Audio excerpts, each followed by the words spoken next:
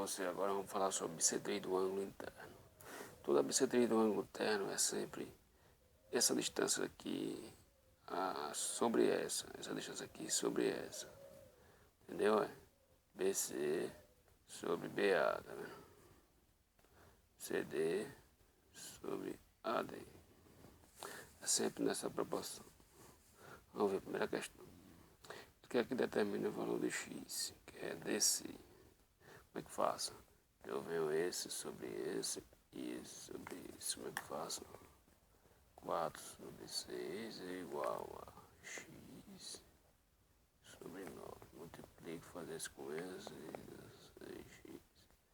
4 vezes 9, 36. X é igual a 36. Dividido por 6 é igual a 6. Próxima questão. O que é que determina esse valor de x aqui? Então, se eu só fazer... Tá vendo? Toda questão bissetria do ângulo interno, só fazer desse jeito, né? Como é que faço? X sobre 7 é igual a 6 sobre 14. Multiplica esse vezes esse, dá 14x é igual a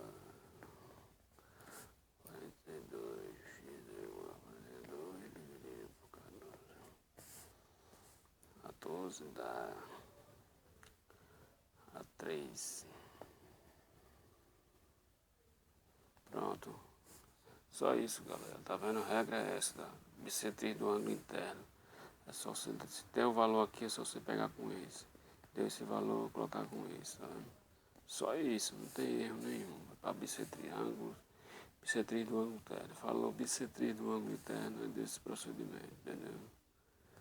Que fecha o último assunto do capítulo 3. Valeu!